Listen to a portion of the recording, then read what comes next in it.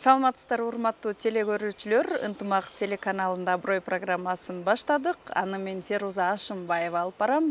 Бүгүн биз программабызга сонун абройлуу инсанды конокко чакырганбыз. Манас Кожомжаров, Кыргыз Республикасынын эмгек сиңирген артисти, ОШМУнун доценти. Саламатсызбы? Саламатчы. Бүгүнкү биздин студиябызга, программабызга мындай таза абага куш келипсиз. Рахмат. Манайыңыз жакшыбы агай? Манайым эң жакшы. Ораза кандай өтүп атат? Аллага шүгүр, элдей эле ораза. Жеңил, жакшы эле. Алланын колдошу менен жакшы өтүп атат. Мен Манас агайды 15 жыл мурун кандай көрсөм, мына бүгүн да алдымда ошондой көрүп отурам да. Карыганыңызды, же болбосо баягы жаш өткөндү дейинби байкаган жокмун, баягы эле жүз, баягы эле үн. Рахмат. Жаштыктын сырын кантип сактап жүрөсүз агай? Кандай да, чыгармачыл адамдар ошондой окшойт, билбейм. Карыбай окшойт, э? Жок, ошондой окшойт. Дайым эле кубанычтуу ырларды да жүрсөк, жок, андан да эле эмес, эми жакшы. Биз дагы кичине спорт менен эме болуп, көбүнчө кечинде басам, анан жатарда сөзсүз муздак суу ичем. Бирче айтканда, ылымлык деп айтайын. Ушундай суу ичем. Анан сага дагы комплимент айтайын деген. Мен дагы 15 жыл мурун кандай көрсөм, мен сени дароо эле таандым. Дароо таандым, бирлерин сиңдиси деп дароо эле таандым. Ал сен деле өзгөрбөпсүң ошол бойдон. Сулуу болупсуң, бирок баштагыдан сулуу болуп кетипсиң да. Рахмат агай. Сизди көп студенттериңиз айтат да, Манас агай ушундай шайыр, биз менен баягы агай катары граница болуп, айрымдары сүрдүү боло берет. Агай сүрдүү, бирок ошол эле мезгилде биз менен тамашалап, жакшы сабак өтөт депчи. Бул агай сиздин өзүңүздүн мүнөзүңүзбү? Мына бүгүнкү күндө деле канча студенттерди бүтүрдүңүз, баардыгын ошондой баягы сөздөрдү угуп каласызбы? Ошентип айтышат эми, бирок мен эми бул ар бир мугалимдин өзүнүн усулу, орусчасы методикасы, кыргызчасы усулу. Эми балага канчалык баягы өзүңдүн балаңдай же болбосо досуңдай мамиле кыласың да, эми дружеский деп коет орусча. Ошондой мамиле кылсаң, ал жеңил, анан ичиндеги болгон баягы кыйналып аткан вопросторун, аткарып аткан өзүнүн баягындай суроолорун кеңири айта алат да. Сен менен агай мына жерде мындай ордай эле, мына жерде мен мындай, мен кыйналып атамын дейт да. Муну мынтай эле, таанылышын өзгөртөлү. Агай бул ырды эмес, мен мунарды жакшы көрөм дейт. Ушуларды аткаргым келип атат дейт. Анан баягы сен серьезный болуп, жок, мына ушуларды ырдайсың десе, тиги эми ар бир адамдын ырдоо аппараты ар башкача да. Адам адамга окшошпойт да. Адам адамга мына сырткы келбети окшошпогондой эле ошо булчуңдар ички мына үн байламчалары, ырдоо аппараты окшош эмес да. Болбосо адамдардын баардыгы эле бирдей үн менен сүйлөшмөк беле. Сен женский үн менен болсо, мен мужской үн менен сүйлөшүм керек эле да. Тонубуз турабы? Ошондой эле ички орган дагы ошондой адам. Алла таала ошондой жаратып койгон экен да. Агай, программабыздын аты Аброй, буга чейин уктуңуз да. Демек, абройлуу инсанды конокко чакырып, жеке ошол абройлуу адам менен сүйлөшөбүз да, жеке сиз жөнүндө сүйлөшөбүз. Сиздин бүгүнкү игилигиңиз, чыгармачылыгыңыз, үй бүлөңүз жөнүндө сөз кылабыз, саясаттан сырткары. Демек, бүгүн сиз 40 мүнөт бою мактансаңыз болот агай. Я мактанбайлы, болгондой эле айталы. Агай, эми алгач сиздин үй бүлөңүздөн баштагым келип турат да. Анткени сонун кыздарыңыз бар эле, мээрим кыздарыңыз чоңоюп калса керек. Негизи сизди ушундай мыкты инсан кылып тарбиялаган ата-энеңиз жөнүндө сурагым келип жатат. Айтып берсеңиз, ата-энеңиз кандай инсан? Менин ата-энем эми аты Дыйканбай Кожомжаров уулу, бирок маркум атам өтүп кеткен. Апам кеки кызы Арапат апамды өтүп кеткен. Бирок алар аябай эң жакшы адамдар болгон да. 4 уул, 3 кызды тарбиялап, атам апам баарыбызды үйлөп, жайлап, 4 уулдун тең өздөрүнүн үйү бар. Бала чакасы менен келин жеңелер менен да, эми келин балдар менен урушпай, талашпай, ажырашпай, биз жакшына жашашып атат. Анан карындаштарым дагы ошондой, карындаштым бир карындашым Алайга турмушка чыккан, бир карындашым өзүгө чыккан, бирок азыр шартка байланыштуу дейбизби, Бишкекте турат.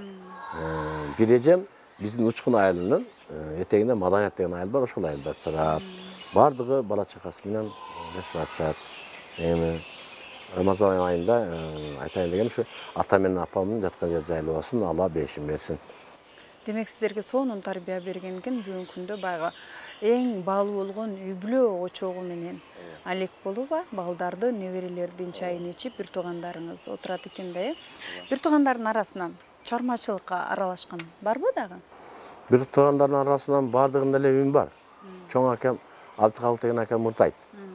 Бирок өтө профессионал болбосо дагы баягы өздөрүнчө отурушуп калганда, аз эмне көп жора отурушко, эмне көп чорникаса көп.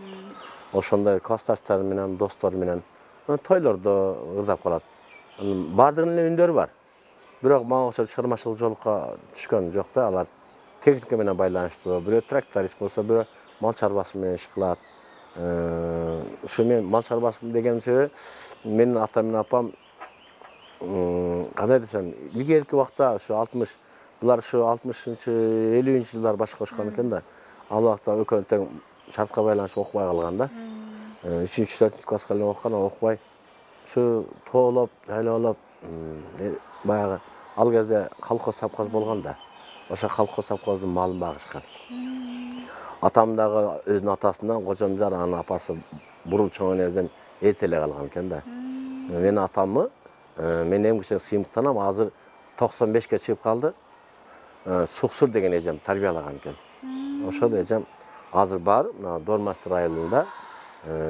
Анан Капар Жездем эжем өтүп кеткен. Ошо атам көп айтып калчу эле, ушулар Капар Жездем менен ушу Суксур эжем мени үйлөп жайлашты, ушулар мага жардам берди. Анан кийин булар өздөрүнчө түтүн бурап кеткен да, апам менен. Ушу анан мен ошолор жайлоодо жүрүп, мен көбүнчө ушу кой багып калдык. Акыркы чоңойгон кезинде жаш кезимен айтсам, ушу мен 6-классымда Алайда кой баккам, колхоздун коюн баккам. Бала кезинде. 6-класс кезде кичинекей гана болсу. Рыспай Шамат деген агам болгон, маркум акшыда өтүп кетти. Мен сага 3 ай баксаң 3 кой берем десе, сүйүнүп ал кезде атама жардам болот деп. Эми атам айтты да, балам, барып кел, Алайды барып, Алайды көрүп келесиң. Анан Рыспай экен сага 3 ай жүрсөң 3 кой берет экен.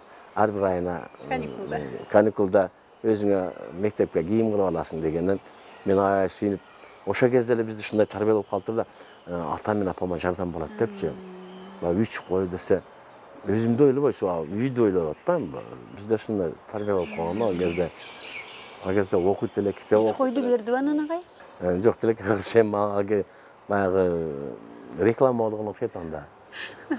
Ошол кишинин баягы эмне деп коет эле, баягы өзүнө тартыш үчүн реклама. Анонсу жакшы бериптир анда. Анонсу жакшы берген окшойт. Бирок берди, бирок 3 болбосо дагы мага мектепке кийим, китеп, ботинке, бүт көйнөктөн бери алып берген. Балким сизди кызыктыргандыр, Кызыктырган. Бирок мен ошол жерде канча жүрдүм, билбейм, 3 ай жүрдүмбү, иш кылып бир күндө дем алган эмесмин. Эң кичине эсимде да. Күнүгө баягы ошо койдун артында жүрүп, Алайда жүрүп, анан ырдайт элем да. Талаада жүрүп ачылыктарда. Кийинки жылы эле ушу 7-класста көчкөндө атам кой алып калды. Элдин коюн алып жайлап чыгып, ошондон баштап ушу Алай тарапка чыгып, тоонун башында ак кан суунун, шарка кан суунун жээгинде койду жайып коюп, анан жайлоодо жакшы да мындай жаңырат да. Ошондон мен жаңырса эле кубанып ырдайып жүрө берет элем да. Ошол кезде мына Токтонали Шерталиев, Рыспай Кадыровдардын ылдары, анан вокалисттер мага опера эмне экенин түшүнбөсөм дагы Миңжикыйтын ырдаган мага жагат эле. Олтун жүгүнү кечинде десе, мага ошондой ырдаган жагат эле да. Анан ошондой эле сиз кесипти тандаган экенсиз. Ошондой окшойт билем. Анан Токтонали Шерталиевди баягы мындай эле да, үйдүн бурчунда радио болот эле. Онундай бурчунда. Ошол үй акка боёсо акка боелот эле, көккө боёсо көккө боелот эле. Илгер көбүнчө эле ак краска менен эле актап коет эле, бизде актайт эле. Актап да. Анан ошол жерден көбүнчө Токтонали Шерталиевдин ырдаган угуп калат эле. Анан солови мойраси солови деп ырдайт эле да. Ал киши турайт эле да. Ошентип жүрүп, мен негедир опера жакка өтө кызыгып кеттим да. Ошо ата-энемдин мага болгон ата-энем менин биринчи устатым да. Атамдын үнү жоон болгон. Атам сүйлөгөндө, бала, балды карадыңбы деп сүйлөйт эле. Постановочный голос менен да баягы атайын үнү постановка болгондой сүйлөйт эле. Апамда артистизм көп эле. Бирөөлөрдүн кылыктарын жакшы туурай элет апамчы. Каштары менен иштегенди, бирөө мынтип, мына мынтип деп бирөөлөр туурай элет эле да. Ошону менен анан ушу менин биринчи устаттарым ушу атам, апам. Демек, кесипти тандап атканда ата-энеңиз каршы болбой, тескерисинче колдоп турду сизди. Ооба. Атам айткан сөз эсимде, балам, Алла деген ач калбайт, Кудай деген кур калбайт дейт. Анан ошо атам кайда болсоң да аман болсоң болду, мейли ырдасаң ырда деген да.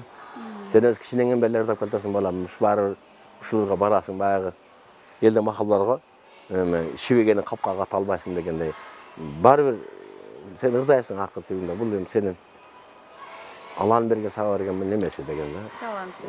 Белеге. Өстүрүш керек. Анан кесипти тандадыңыз, окууга тапшырдыңыз, окунуп бүттүңүз. Айрым учурда өкүнүп калган учурлар болбодубу, агай? Кээде болду. Мен кандай десем, ошо кезде бизнес кылып мен мынабы өзүң билесиң, музыкальный училищеде жашайт элем. Сен ага күбөсүң. Ошондо үйүм жок. Ушу Ашта жашайт элем балдар менен. Мен канча ырдап, өзүң көрүп жүрдүң го. Мамлекеттик каерде иш-чара болсо мен ошол жерде болот элем да. Же алып барчу болот элем, же ырдайт элем, же ырдап дагы алып барат. Параттарды өзүң көрүп жүрдүң го. 1-майдагы парат, 9-майдагы парат, баягы эгемендик параттар. Ал эми кышында болсо биз биринчи баягы жаңы жылдын алдында елка болчу эле го, жылдар болот го. Ошо елкада өзүң билесиң. Айзата дагы болот элем, алып барчу дагы болот элем. Баягынан бирөөлөр немеси боюнча, суранычы боюнча үйүнө барып айзата алып берет элем. 11ге чейин 11де жыйнаштырып коюп үйүмө жүгүрөт элем. Ошо площадьтан, Ленин турган жерден ошо училищеге 11де жүгүрөт элем да үйгө келип, жаңы жылды күтүп коюп, анан кайтып дагы барат элем. Өзүң билесиң да. Батыш элек го. Анан 2-3 чейин ошо турат элек. 3төн анан кетет элек үйлөргө. Себеби ошондой эле да указание. Ал кезде биз төлөпөр дегендерди билбейт экенбиз. Иште десел иште. Ал эми шарт маданиятка карайт эле да. Анда биз аны билбейт эле. Мени училищеден эле жөнөтөт эле. Маданият башкармалыгынан айтты. Ал кезде маданият башкармалыгы бар эле Оштачы. Областтык маданият башкармалыгы. Бар десе бар, анан ырдай берет эле. Ошол учурда үй жок, жатаканада жашап жүргөн учурларда өкүнүү болгон. Эмне үчүн?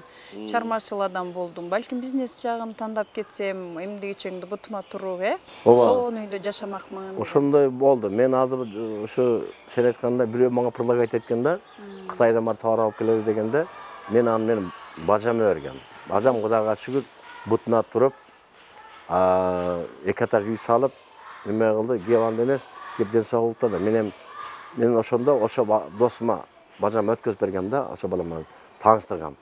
Менин колум бошобойт, мен чыгармачыл адаммын, мен сабак берем, анан дагы мен ырдашым керек, сахнада болушум керек, клиптерди тапташым керек. Мен бошобошум айттым да. Байке, сон тез эле туңга туруп тез эле үй алып аласыз дедиле. Бирок мен кетип калсам концерттен калам да, анан баягы о кезде ушундай эле да, ушу баягы эл мактап неме болуп турса, анан эми балким үй берип калабы деп.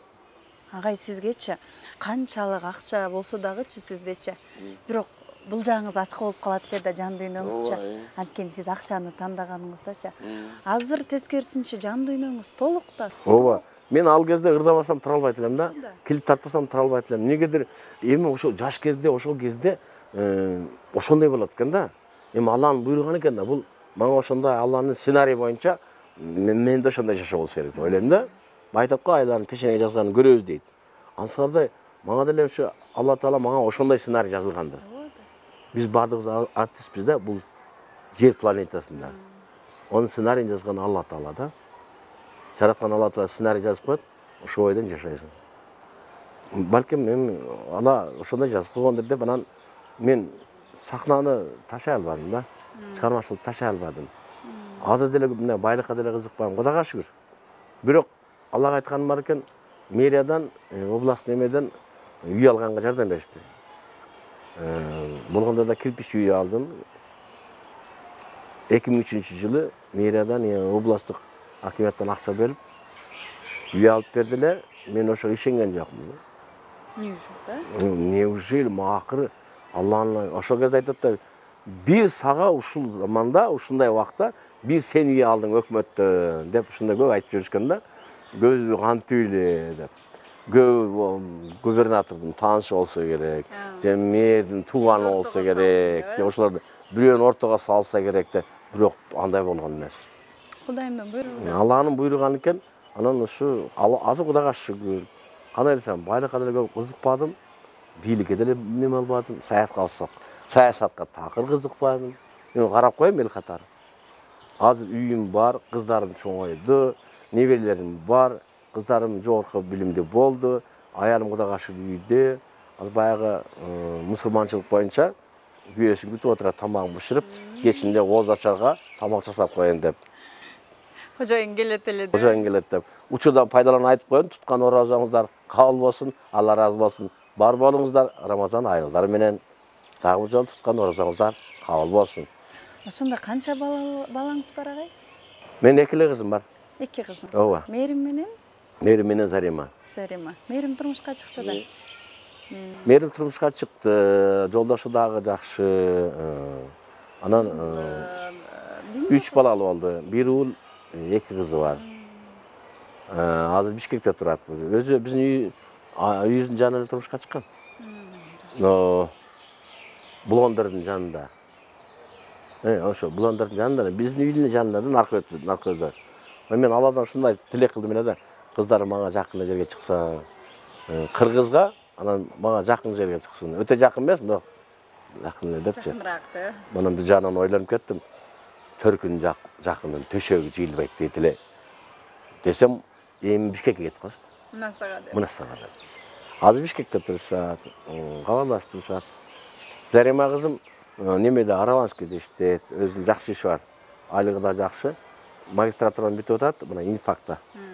Аллага шүгүр ошмуну өзүбүздүн ошмуну. Себеби мен өзүм эле ошол иштейм да. Анан ошо Араванскийде иши жакшы, өзүнө жагат экен го. Агай, мына бүгүнкү күнгө чейин баягы клип тарттырууда, ошол чыгармачылык менен жүргөндө баягы көп чыгым кетет го. Маселен, бир клипти эле канча долларга тарттык дешет, Ошол учурларда кандай кыйынчылыктар болду агай? Кыйынчылыктар болот эми, андай да, чыдайсың да. Бирок ал өткөндөн кийин билинбей калат экен. Учурда билинет экен, учурда жинин келип баягы айткан нерселер жок, айткан адамың жок. Баягы камера неме таптаяр. Же плюсүң чыкпай калат. Же баягы айткан адамдар убагында келбей калат. Мен тарткан клиптер мен бардыгын баягы актерлор издебедим. Анан баягында жасалма кадр кылбадым. Мисалы, досторго деген, сен билесиң, бар болго дегендерге, буларга да кыйла көп болуп калыптыр. Мен бардык досумун өз кесибинде кайсы кесипте иштесе, ошо кесип боюнча тарткам да. Мисалы, Айтбай деген досум ошо жерде тракторчу кылып аткан. Азыр анча-мынча берип калат, эми баштары бербей калды. Өзүнүн трактору менен ошо ишке бараткан кезинде тапып калгам. Бир досум, Кочкор деген досум, уста эле, ал ошо усталыгын көрсөткөн. Сабыр деген досум чындап эле пахта эгет, пахта карайт, сугатат. Ошо жерден алдым. Чыныгы эле жашоосун чагылдырып берипсиз. Синтемир деген досум мугалим мектепте, азыркы чейин. Аны ошол жерде алдым. Талай деген досум мугалим. Бардыгын анан бирге басып, ушу чыныгы жашоодо кандай иш кылса, ошондой неме кылдым да. Анан Калык деген досум чындап эле тоок багат фермер. Анан иш кылып ошо үйдөгү болуп аткан иштерди алдым. Бардыгын өзүнүн кесибине жаша алдым, жасалма болгон жок. Андан кийин ата менен эме деле ушундай, атам апам көп эле жасабай эле күнүмдүк кандай кийим кийсе, Анан бирөө айтат да анан кантип эле ушундай болуп калсын. Элече кийип алып, ийгир алып, анан кантип ушундай болуп чапандар кийип алып, эгерди оңдой дейт да. Анан мен болгондой кичине үйдөгүдөй эле кийим кылып эле, анан орусча айтканда естественный вид кылдым да. Чындап эле кандай болобуз да ошондой. Кээде барсам ошентип отурушкан болот да. Атам билсе чукуп алып турган болот. Апам жайында чайын, апам чай жакшы көрөт эле. Индийский чай деп коет эле илгери. Анан пам чай 99 дагы деген чайлар бар го. Илгери биз аны ичпей калдык. Ошону чайпап отурган болсок биз барганыбызда. Ошол кездеги азыр ошол эки өрүк дагы эле бар да. Мен клип тарткан жердеги өрүк. Азыр мен şu келечекти ойлонуп жүрөм. Жолболдо Албаевдин Кечирчи мени ата-эне деген ыры бар экен да. Ошол ырга клип тартсам деген ой болуп жүрөт. Ошол эки өрүк гана калыптыр да. Ата менен отурган эмеден, дарактардан. Үйдү башкадан салдык. Калганын бардыгын жаңыланды да. Ошо навес калды. Атам кезинде. Калган үйдү жаңадан Кубанычкам оңдоп салды да. Үйдү фундаментинен баштап, ордун башкача салды. Огород өрүк алмалар башкадан эгилди. Башка бардыгы жаңыланды. Бир гана навес менен бише навес деп коет го баягы мындай турганы. Эки өрүк ошол бойдон калып турат да. Ошол жерге тарткан. Ошол жерге тарткам да. Мен ошол жерде эле кайрадан алайын деп атам да. Кайдан сурадыңызбы? Жолболдо кайдан сурагам. Алырды ырдап да көргөм да. Чындап эле муңду да. Кечирчи мени ата-эне дегендер да. Агай, мына канчалаган студенттерди өстүрдүңүз, Көпчүлүгү байгыл чындап эле чыгармачылыгы менен кетсе, айрымдары чыгармачылык менен кетпеди, тескерисинче жаап салып кеткендер да болду. Анан бүгүнкү күндө мактанып айтып кетсеңиз да болот. Мына таанымал ырчылардан кимдерди бүтүрдүңүз? Роза Шакирова. Роза Шакирова. Замир Мырза. Темир Назаров. Мен башынан айтсам, мен ушул жакта иштеп жүргөндө музыкалык училищеде Роза Шакированы мен да окугам вокалда. Анан өзү атай өткөн, өзү хордирде болчу. Анан аны мен Ирина Рубена деген мен концертимизде айтып калды да. Ушул кыз бизге өткүзүп келип атат, алайлыбы деп. Анан мейли дедим. Анан келип ырдады, распевка кылып жүрдүк. Кийин бул жерде жүргөндө да ком менен анча-мынча ырдап калчу да, байкап калчу элем. Роза анан мен Ашта жашайт элем. Майрам жеңеш менен жаш эле да, Майрам эже дейт эле. Себеби мен балзым Самара экөө дос эле да. Азыр эле дос. Ошо Самара экөө байланышып калып ошондо үйгө келип эле жүрөт эле. Менин кызымдай эле болуп калган да. Ошондон кийин Бишкекке окууга өткөндө да артынан бардым. Менчи негедир билбейм. Баягы мээрим төгүлүп калганбы? Мен Бишкекке барганда атай Розаны издеп барып, квартирасын көрүп, кантип жашап атат аны мен көргөм. Розанын үйүндө да болгонбуз, Розанын ата-энесинин сыйын көргөнбүз биз. Мына Айдаркенде ата-энеси аябай жакшы адамдар. Ошолор дагы бизди сыйлагандай аябай. Ушу биздин кызыбызды жакшы тарбиялап атсын деп. Азыр Роза кыргыз журтчулугуна кеңири таанымал болуп калган, ошо заслуженный болоюн деп калган окуучум да. Кийинки Темир Назаров деле, Замир Мырза деле заслуженный болоюн деп калган жигиттер да. Андан башкаларды алып атат. Кээде ушундай мен болуп кетем да, кээдечи. Кече ичип келаткандар алып атат заслуженный. Булар качандан бери ырдап атат? Мен Темир Назаровду 94-жылдан бери билем. Жок, 2004. Кечирип коесуздар. 2004-жылдан бери билем мен. 2004-жылы мынау музей барга, Сулайман тоонун алдындагы. Ошол жерде немелер бар да? Азыркы фонтан. Ошол жерде конкурс болгон. Ошондо Темир Назаров аябай сомдоган. Мен өзүм балым бергем ошондо. Бирок тилекке каршы башка бирөөнө берип коюшкан. Бирок мен телевизордон айткам. Темир Назаров болочокто жылдыз боло турган жигит экен деп. Анан ошондон кийин экөөбүз байланышып калганбыз. Азыр ошол окуучуларыңызга, студенттериңиз менен сыймыктанасызбы? Сыймыктанам, алар менен байланышып турат.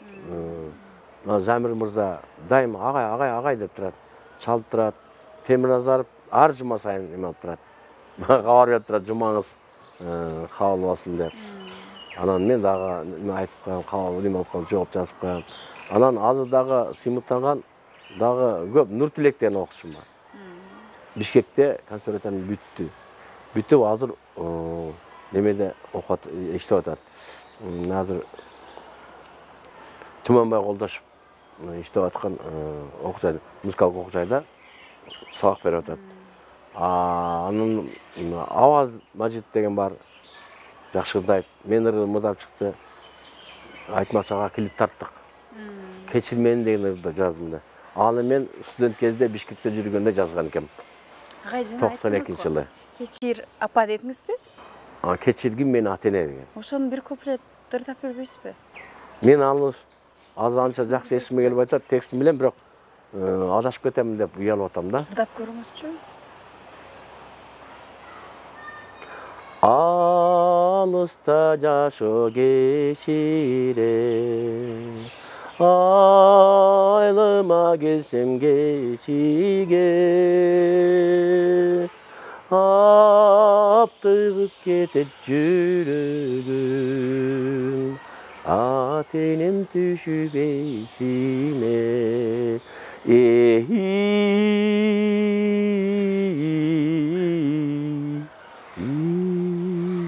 Ата-энем түшүп эсиме. Азыр ушул эле куплет эсиме түшүп кетти да. Мен эгерде баштараак айтып койсоң, мен даярданып келмекмин. Жок, анда сиз айттыңыз го, мен мындай орусча айтканда естественныйды жакшы көрөм дедиңиз го. Мына ушундай болгон жакшы да, агай. Да. Анан даярданып келип, анан мына суроолорду берем десем болбой калат да анда эфир, агай. Мен деле ошондой жакшы көрөм. Анан баягы böyle жасалмалыктан алысмын да. Мына кээде клиптерди көрүп, жасалма бардыгы эле жасалма болуп кеткендей болуп атат да мангачы. Агай, жан дүйнөңүз назик болсо керек. Көп тарынасызбы? Музыка анча-мынча нерсе тарымайм мен. Мен грубый нерсе тарынам. Өтө мен намысыма тиип койсо. Ошону тарынам. Мен күтпөгөн, мен жаман көргөн сөздөрдү айтып койсо, тарынбайм, но ошол адамга внимание нөл кылып коем да. Жок, чыгарып саласыз. Ооба. Жок, салам алейкум, алейкум ассалам, болду. Башка мамиле жок. Башка мамиле жок. Баягы мени сыйлап атса, анан мен өтө эле эме болуп калса. Анча-мынча, бирок чын айтканда музыкант адамдар, чыгармачыл адамдар, адабият адамдары, жазуучулар, акындар, сүрөтчүлөр, искусство адамдары көбүнчө чындап айтканда көңүл назик болот. Алар бардык мындай романтичный жүрөт да. Көп эле романтичный жүрүшпөйт. Бардык адамдар ошо маданияттуу болсо, жана сен айтпадыңбы сиз орой сүйлөгүңүз. Бирок мен үнүмдү айтышат да, келеси сиз катуу сүйлөйсүз, копол сүйлөйсүз дейт да. Көрсө мен вокалистмин да. Мен кээде сүйлөп атып туруп, баягы собеседник айтып коем. Үнүмдү акырынатайын деп коем. Өзүм байкап калам да. Анан секен кулагым кармап туруп, onu азайтып койдум деп коем. Басып коем. Пультту баскандай. Пультту баскандай секен муну азайтып койдум деп коем. Кээде мен байкабай баягы образга кирип кеткенде мен катуу сүйлөп коет экенмин да. Анан кээде баягы эмоциялык неме кылганда да сүйлөшүп атканда эмоциялык болгон сайын баягы кээде ички нервим көтөрүлүп кетеби? Мен тонум көтөрүлүп кете берет экен да. Анан жеңең айтып калат да, көбүнчө эле акырын сүйлөң, кошуналар айтат азыр. Анау аялы менен Майрам экөө урушуп атат дейт азыр. Катуу сүйлөп атам. Сиз айтып коесуздар. Акырындатып койла. Анан үнүм акырындатып коем. Буну көп байкайм да. Анан окуучуларым айтып коет. Агай, мен кулагым кат, акырын эле сүйлөң, жаман кулагым болуп кетти агай. Мен окуучум мындай отурат да. Отурганда мен кээде катыраак сүйлөп коет экенмин да. Ай, секин айтыңыз, кулагым жаңып кетти агай. Бизче жалпак сүйлөйт экен да. Кечеде балдар ырдап аткан экен ошол жерде. Мынтип ырдабайсың десем, ойбай, агай кулагым чыңырап кетти дейт. Эми вокальный саларда айтып койгонмун билбейм. Ошондоп кетет да кээде. Бирок кээде мен деле акырын сүйлөгүм келет. Анан мен карындаштарым айтат да, анан жеңеси айтып койду, түшүндүрүп койчу, мен вокалистмин. Анан мен билбей катуу сүйлөп аткам. Атам ушундай сүйлөйт да. Айтып койчу, түшүндүрүп, неме акеңер ушундай. Силерге ушундай копол сүйлөгөн менен олар андай эмес жок. Мен көрсө копол тас сүйлөп коет экен да. Анан жакындан бери карындаштарым звонок этсе эле алло деп калдың. алло, Алмакан, жакшысың карындашым деп калдым. Же, Райкан, жакшысыңбы карындашым, тынчсыңбы? Монускам, эмне болду сизге деди. Кайра жөнөтөсүң. Эмне болду сизге деп кайта олор эме болуп атат. Өзүңөр айтып чыгарып анан копол акырын сүйлөдүң. Өзүн карындашым күлөр ичип барып калган бир жолу айтпасамчы. Тамаша көйлөгүңүз кимден калган агай? Ата. Билбейм, ушу тамаша көйлөг ушу апамдан болсо керек. Атамдан болсо керек. Атам айтмакчы, атам айтышат да, атам бизге эч эркелетпейт эле да. Сүйлөгөндө ушинтип сүйлөйт эле. Балды каладыңбы? Бара ана от салып кой. Өзөрүп калбасын. Деп отоп сүйлөйт. Секин акырын сүйлөбөйт эле. Ушинтип сүйлөйт эле да. Атам өз болгону ушундай батыр мүнөз, мына палбан мүнөз адам. Жоон адам болчу. Улакчы болчу. Кичине улак тартып чаап коет эле. Мен жаш кезим байкагам. Апам болсо анан элдер айтып калчу эле баягы колхоз учурунда чапан басат эле го.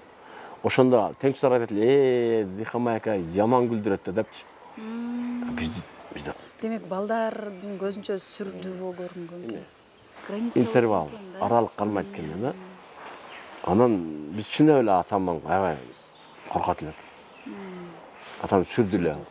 Андай эле бизди безилде урбайт эле. Атам үнү менен урат эле. Атам үнү менен урат эле. Бала дегенде жоонун камчы тигине урат эле. Onun артында катта камчы турат да. Аткарбай койсоң. Бешим берсин агай атаңыз. Мен бешим берсин атам эң жакшы адам болгон. Качан концерт коесуз агай? Акыркы бир 5 жылда кой элексиз концертти? Жок, койдум. Но жакында эле неме өтүп баягы сыйлык албадымбы?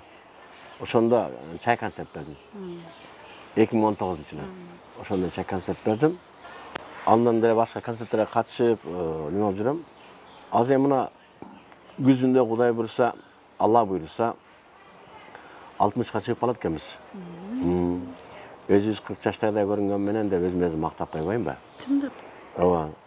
Деген менен 60ка чыгып калат экенбиз да. Биздин классташтар бизден 62-жылкылар. Мен 62-жылы 17 ноябрда болгондо студенттер күнү. Мен туулган ушундой турат да.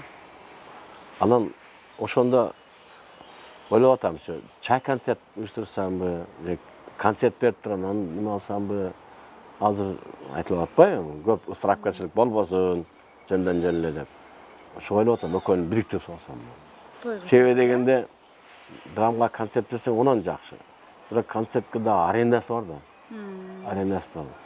Ойлонуп азыр ошондой бир немени агалар менен, байкалар менен жакын мырзалар тобу бар досторум, өзүм коллективим менен искусство факультетинде жасаткан кеңеште бир өзүнчө көркөм кеңеш түзүп алып туруп, анан чечейли деп атабыз. Кандай кылабыз?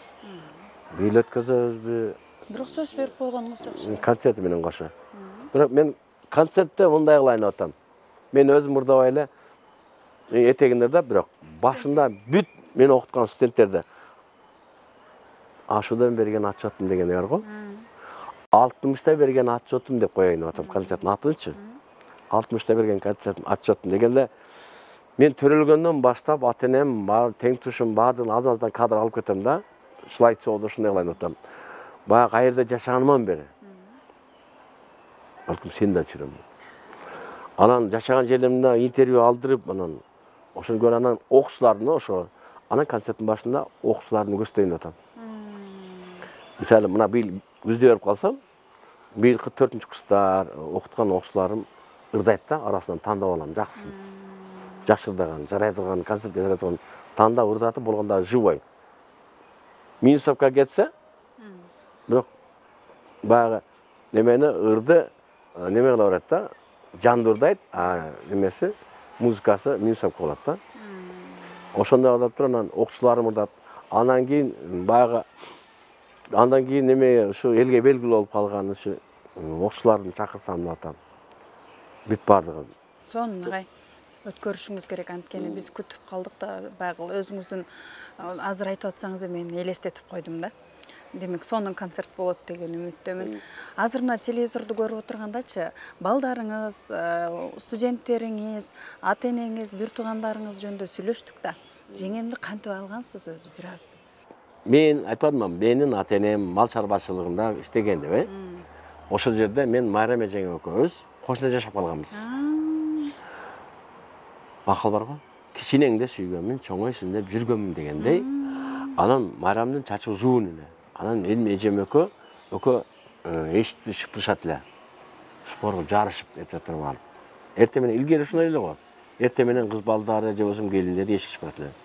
Анан ошентип анан чоңоюп, биз башка ал башка кетти. Анан бул Мусфакта окуп калды, мен Бишкекте окуп калдым. Анан ошондо бир жолу келип, Ошко келип анан уккам да, Майрам Мусфакта окуп аткан. Анан сүйүнүп, анан ошодон мен мурда жолугушуп жүргөнбүз. Бирок ал мени Манас аке деп жүргөн да, мына кошунабыздай эле көрүп эле. Себеби кичине кезинде апасы айтчу эле менин кайнанам. Мына Майрам сенин тууганың болот десе, биз тууганың болот экен деп болушат элем да. Ошондо анан бул Мусфакта окуп атканда мен келип турат элем да. Таанышып ошону кат жазышып, бала кезден эле жүрөктү алып койгон да Майрамча. Азыр эми ушуга баш ийип калган келбесиз да. Кудулдар айтмакчы, кулдар айтмакчы, макул дейсиң да. Тынч жашайын, тынч болайын дей. Ал деген үй бүлөнү сактап калыш үчүн эркектер ушундай кылат. Эми кудулдар эми күлдүрүп айтат. Баш ийип калды, карап калды, неме болуп калды. Бирок эркек үй бүлөнү сактайын, жаңжал аз болсун дейт. Аялга макулдасаң кутуласың дейт да. Сураган алып берип койсоң, сураган берип койсоң. Ошондон дагы аялым чын айтканда, келинчегибиз кичинекейбизден эле экөөбүз мамилебиз өзүгө туп келишип калган да. Алланын буйруганы. Ооба, бардык нерсе Алланын буйруганы. Бактылуу болуңуздар. Сиздерде баягы карыган учурда да 80-90 жашта да буйрса, экөөңүздөрдө жетелешип, буран жегинде басып жүргөнүңүздөрдү көрөлү буйруса. Сага да буйрусун. Рахмат. Чыгармачылыгыңыз мындан да өркүндөсүн. Миңдеген студенттерди бүтүрөсүз, бүтүрүңүз деген тилектесмин. Анан көзүндө концертиңизди күтөбүз агай. Алла буйруса, Алла буйруса. Ишиңизге ийгилик. Урматтуу теле көрүүчүлөр, Манас Кожомжаров жөнүндө да кенен билип алдык. Сиздер менен дагы бир абройлуу инсан менен көрүшкөнгө чейин саламатта калыңыздар.